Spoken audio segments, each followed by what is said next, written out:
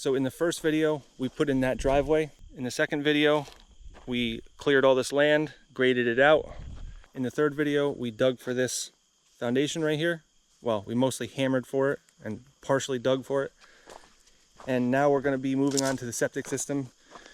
So out from the basement is gonna go a pipe underneath so that we're gonna have plumbing in the basement so that we can have a bathroom eventually in there. And the plumbing is gonna come out. There's going to be a tank right there, and then the leach field is going to be right behind it.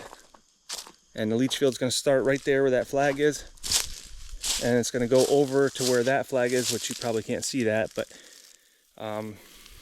it's on the side of this cliff right here. So what we need to do is take all these trees down. I've marked out all the trees in orange where we need to take them out. You see that is the corner. So it's going to go that corner, that corner,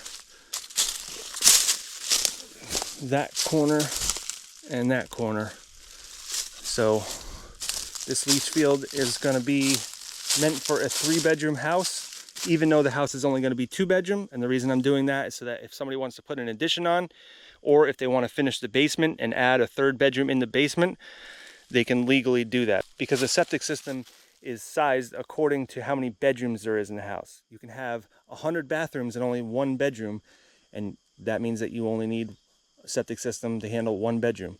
Or you can have 100 bedrooms and 1 bathroom, and then you have to have a massive industrial septic system. So the amount of bathrooms doesn't make any difference, it's the amount of bedrooms. So when I was meeting the engineer on site here, he's the same engineer for the plans for the house as he is for the septic. We perked this soil that we brought over here. When we cleared this land, we brought a bunch of that dirt down and made a pad right here. And that was just to have like a spot to walk out from the basement. And the engineer said that this is perfect because it perks 1 inch in 1 to 5 minutes. And it was closer to 1 minute that it perked. So he said, we can use this, or we can find more of this, and we can use that. So I'm not exactly sure how much we need yet, because it's sloped. And so we basically need to come up 3 feet following the slope. We're not going to add 3 feet on this side and add 6 feet over here. We're going to follow the slope.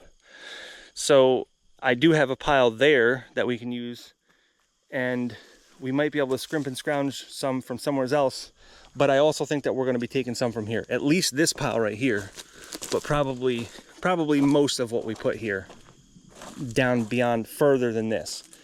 So we'll remove this pad. We have tons and tons of rocks that we can put in its place. So yes, we are going backwards a little bit by removing this material, but I wasn't aware that it was good material when I put it here. So we have many piles of this stuff that we can replace it with. It's just going to take a little work, a little time, not much money though. I'm used to paying for septic fill, whereas now we're going to have everything on site. So before we can do anything, we need to just get all these trees out of here, pull the stumps, get the trees sorted out up there, just out of the way so we have a nice clear open area, and then we'll start moving some dirt.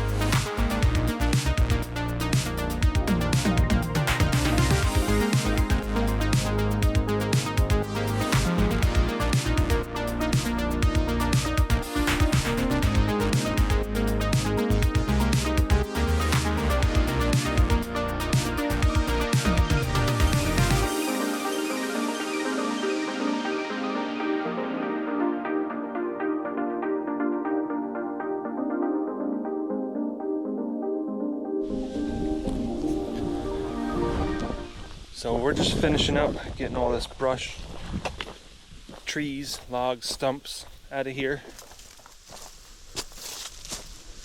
But for the most part, this is all clear here for what we need to do for this leach field, or drain field if you will. So I'm not going to worry about all the organic debris that's left there. That's not an issue at all. As a matter of fact, engineers want you to have the sod, which is mostly organic, left there. So we're going to add 3 feet of dirt on top of all this. There's that corner, the other corner's over here, that corner to that corner. So I can already see that we don't have enough fill just from using this. We're going to need to take all the fill that we put over there and put it over here as well. But that's okay. At least it's free. A little time to move it, but no big deal. Until I had the engineer over here, I was totally thinking that we had to have the septic above the house and pump it into the tank and then pump it from the tank into the leach field, so there'd be 2 pumps. And I also thought that we would need to bring in our own fill and pay for it. So it went from a $25,000 system to a $5,000 system. So I am so glad to just do whatever I need to do here. That is like not an issue at all. I'm so thankful that I can go this route instead of the route that I thought. And as a bonus, now we're going to be below the basement, so now we can have fixtures in the basement, like a full bathroom inside the basement, and not have to pump it. So there'd be no pumps.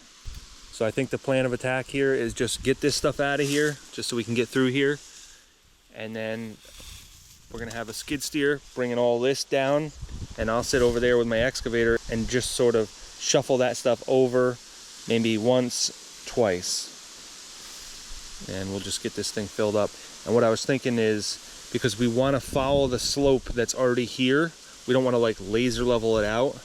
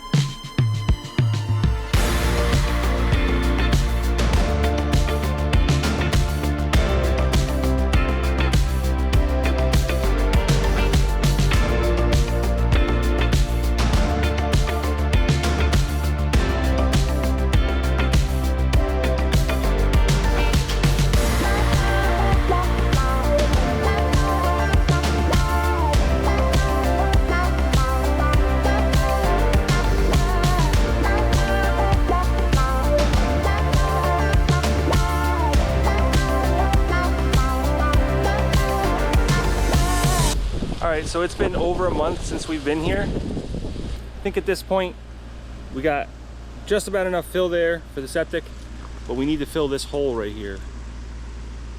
So I'm going to use all that stone that I dug out for the foundation. It's in various places. There's a big pile over there and there's several big piles over there. We're going to bring it down the hill with the skid steer and fill this area in. The septic tank's going to go right here, so I guess we won't put too much right here. Maybe just a base layer on the bottom. But over there we're doing about 5 feet.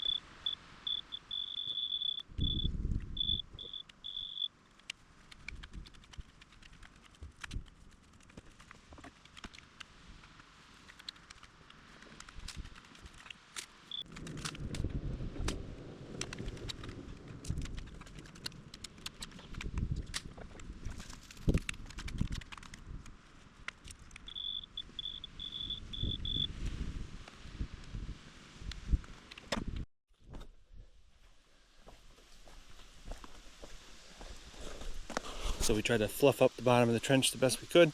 So now we're ready to start laying some chambers. I like to get one row done, then move on to the next. I don't want to dig all 3 of them because then I can't get the machine back in.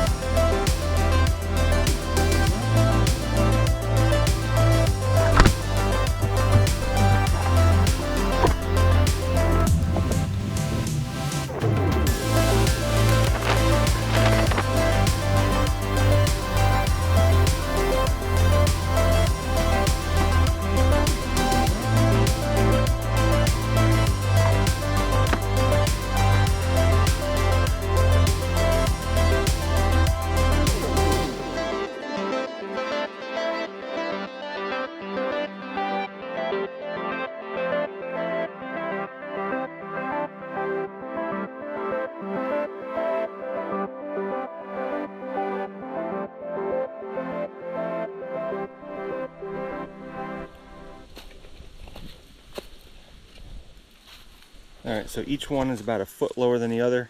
I needed a minimum of 6 feet between them, 6 feet on center. So I did 7 feet. That gives a little bit bigger of an absorption field, and there's no problems with doing that. You just don't want to go less than 6 feet. So each row is 35 feet long because these are 5 feet and there's 7 of them. So that's 105 feet altogether. And this is for a 3-bedroom house, which the house is only 2-bedroom, but I wanted to just go with an extra bedroom because somebody could easily convert the basement to a bedroom with very minimal work. So it makes sense to just have the septic ready for that. It's not going to cost that much more money. I mean, we're talking a few $100s for that. And the septic tank I upgraded to 1,000 gallons, which I was going to go with 1,000 gallons anyways. I went with 1,250 at my house. So for the cost of a little bit extra work, a little bit extra money, got a whole extra bedroom that you could add to the house with no problems at all. I'm already gonna design an egress window into the basement so that somebody can easily, very, very easily convert to a bedroom in the basement. So like I said, each lateral has to be perfectly level going this way, but as they step down, because this is sloped, I step down a foot each time. And I wanted to use that machine because the tracks on that machine are wider than they normally would be on that machine. Those tracks, I think they're almost 24 inches wide, maybe like 22 inches. And that machine is twice the size, and it's got the same size or same width tracks. So you can figure that you're putting a lot less pressure on the ground with those tracks than you are with those. So that's why I wanted to use that machine in here, because we really want it to stay as fluffy as possible. We don't want it to be compacted at all. I mean, just walking on that was making me kind of feel like I don't like that. Like, it just kind of packs it in while you're walking on it. I don't like that. But we did the best we could. And this is engineered to exactly what I just did, so it is what it is. So at this point, I'm going to take some measurements and calculations and run some laser levels, and we're going to set the tank, which is going to be pretty much right here. I got to check my plans because I know there's a certain amount of distance that you got to start the taper, and I kind of want to be like after that, so the tank's going to be right about here somewhere. That way over here we can still get around on the lower tier here where we're building up, as well as a step up to this upper tier here, which is going to be about where the walkout basement's going to be. That's going to be the bottom. That's where you're going to walk out of the walkout basement. So this will be all clear, especially for like machines like telehandler and boom lift and stuff. So I wanted to make sure that this septic is far enough away from there to not have to worry about that. So I'd like to backfill this and just be done with it, but the engineer needs to come and inspect it, maybe even perk test it. So we got to leave this exposed for right now, but we're not going to let that hold us up. We can move forward.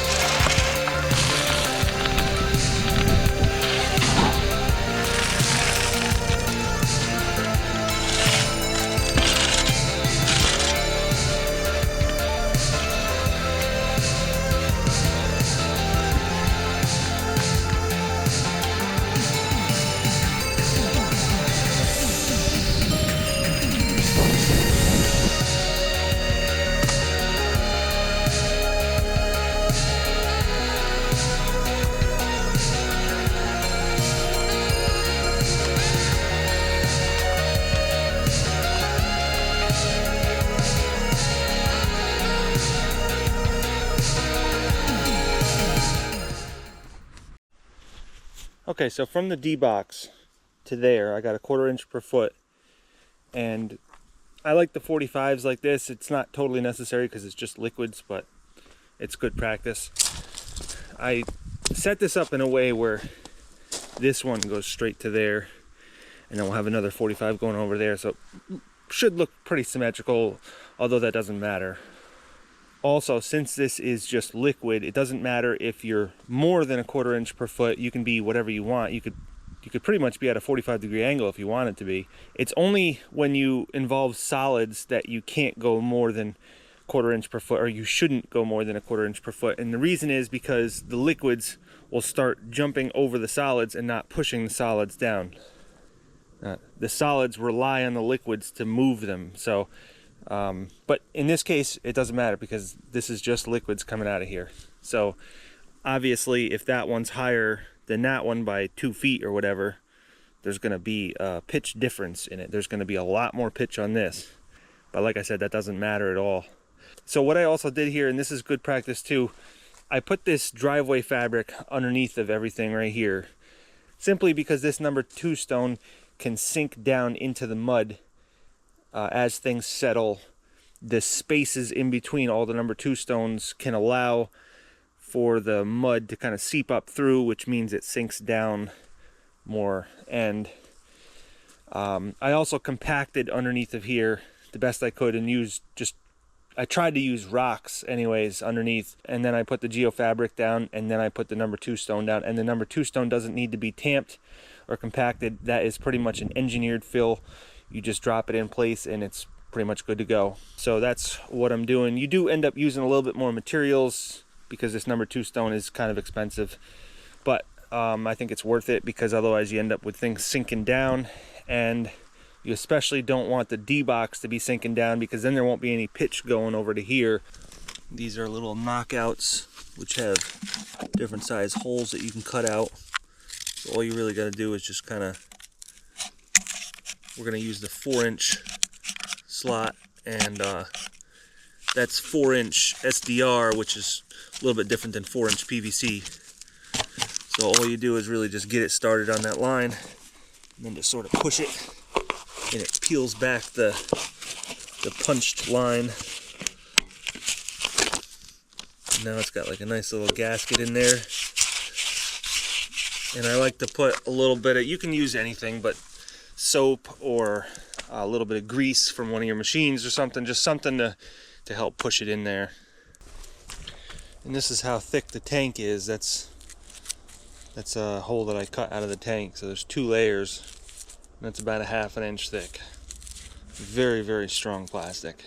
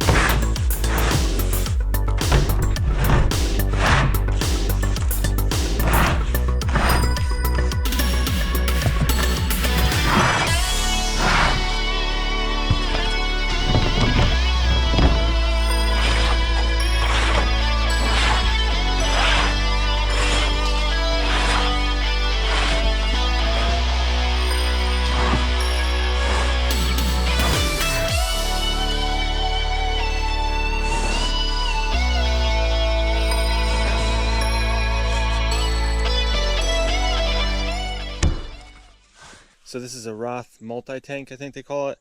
I've used Roth before. They are a very stout tank. They have really thick walls that are reinforced a lot. Those ribs make it really strong. They also have 2 center posts here, which help for, you know, a lot of dirt on the top. And you could probably drive on top of this, but I'm definitely not gonna. I'm actually gonna take stakes and put them in the ground on the corners here, stick them way up. That way, as I'm working here, I don't mistakenly get even close to these with heavy machines like telehandler, boom lift, excavator, skid steer, whatever. Because that way, even if it's got 2 or 3 feet of snow on the ground, if I have something like one of those orange things that you use for driveways sticking up, that way I don't hit this no matter what. Which there's plenty of room around here to work, because the foundation is going to start right there and go to about right there. So we got like a good 50 feet between there. So this all here is going to get graded out a lot different, and then I'll grade it in favor of kind of staying away from there. So at this point, I'm going to use some of this fill right here, which is going to be my driest and loosest fill, and I'm going to bring it over and start backfilling. And then once I get a good cover on there, then I'll use the backfill that's over there that got a little bit more wet.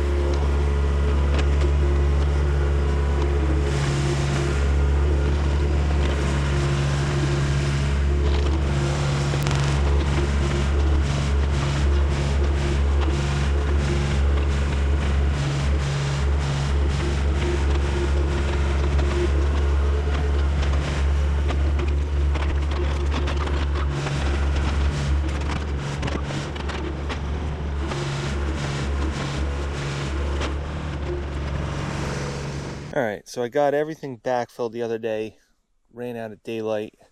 Just have this one last little thing I need to do here, and that is to put these speed levelers in here. So basically what these do, you put them in here and you adjust them so that the water goes out of all three of them at exactly the same time. So this is to account for any minor leveling imperfections in this D-box. You can adjust them over time if this D-box settles. Also, these pipes coming in, this one is at a lot more of an angle than this one, so it will accommodate for that.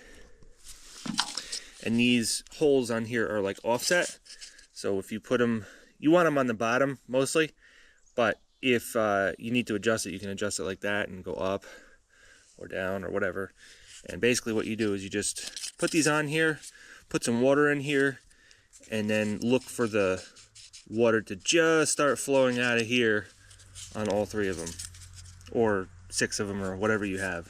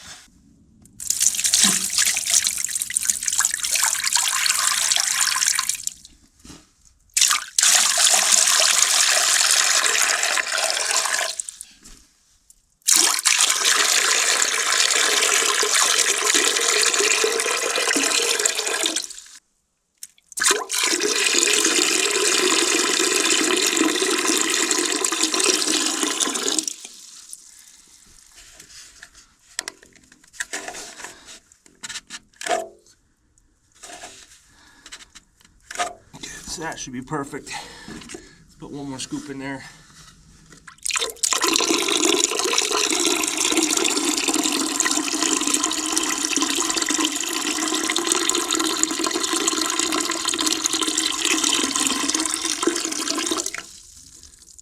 Okay, so all 3 of them started at the same time. All 3 of them are about to stop at the same time. So everything is set up in that D-box perfectly now. Now I can put the lid back on, and sometimes what I like to do is just put a little scoop of gravel on top of this, or stone. That way when you're digging up for it, you know pretty quickly that you're on the target. I have had to dig up D-boxes, and it does help a lot when you have stuff like that. Also, another thing that you could do to help a lot is to take measurements from the nearby trees to triangulate where things are. So those 2 risers right there, it would help to have those triangulated. But I'm gonna put something sticking out of the ground, so maybe we'll triangulate it later off the house once it's built. But for now, we'll have things sticking out of the ground. This, I may do the same thing. I may just put something sticking out of the ground. But I'm also going to put some stone around it, so it makes it easier to dig up as well. That way you can just take 1 scoop out of the grass that I'm going to put on here, and you'll see stone, and then you'll know you're on the right track. But for future references, triangulating off of the building or trees change sometimes because you can take them out, so then you might not have that triangulation. That's why maybe the building is the best option. And I'll just take those measurements and put them in the utility room for the person who buys this house.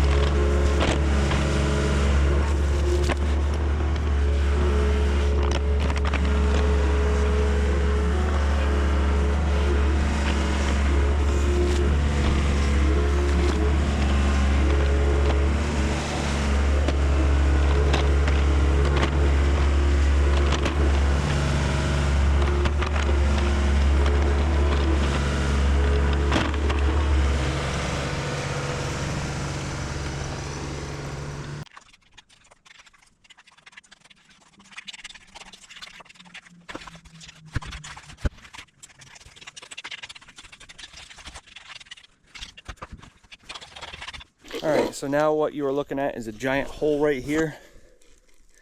It's probably 6 feet deep over there and 4 or 5 feet deep over here.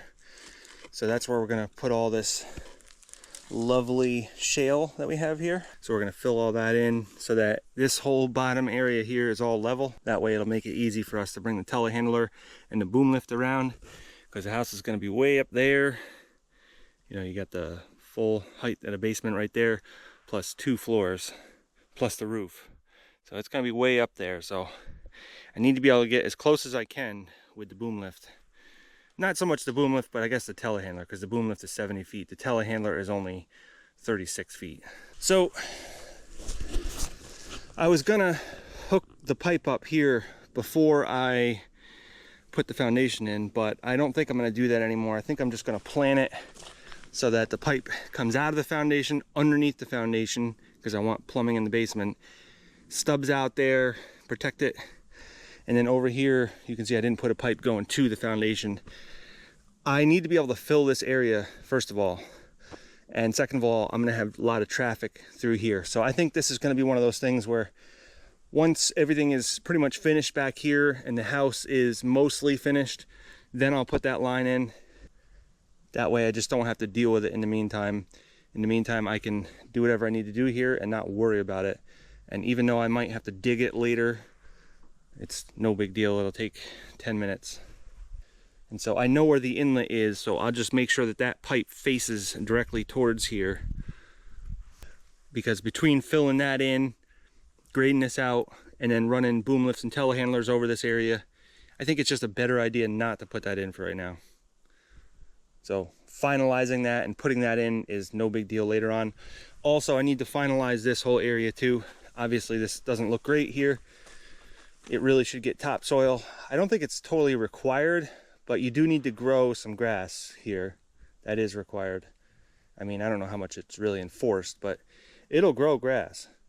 But it's gonna be a pain with all these roots all over the place. So I think what I'm gonna do is let everything dry up to the point where it's like this again, because this is pretty good here. This is like really loose. Once it's like that, then I can pick all these roots out, or at least cut them down, and then add 6 inches of topsoil on the top of this, seed it. But that can all be next year. That doesn't need to happen this year. Also, I can drive over this, but I'm not comfortable driving over it right now, because with the roots in it and the fact that it's wetter than I would like, it's not settling the way I would like, so things could happen underneath that I don't like. And that's one of those situations where you won't know that something's happened, but you'll just stay up at night worrying about it. So I'd rather just not do that. The grade is generally the way I want it. It does pitch this way to keep the water flowing downhill.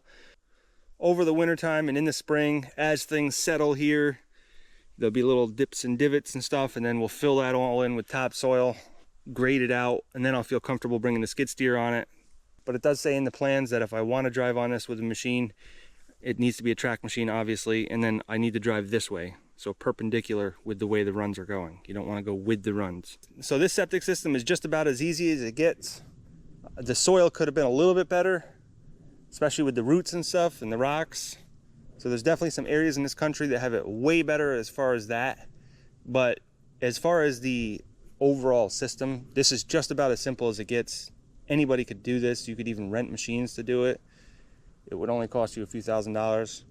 So in total on materials, I think I have $5 grand on this. And even that seems like a little bit more than I think. It's probably more like 4,500. But that's way better than having to bring in fill that I pay for, have it trucked here because it's too far away, and buying a second tank for pumping, buying a pump, all that kind of stuff, which I thought I was going to have to do because I thought I was going to have to pump it to over there. It just turns out that this soil was actually good enough to do a septic, which I'm very thankful for, because we would have spent 3 times as long on the system, 3 times the money, and I just didn't really have time or money for that right this second. But this was nice and easy, light on the wallet. It's done, something to get out of the way. Now we can move on to building the house. So we're gonna immediately be back here, start forming up for the footings. We will get it done before the weather turns. And then we can start building. So I guess I'll see you guys on those videos.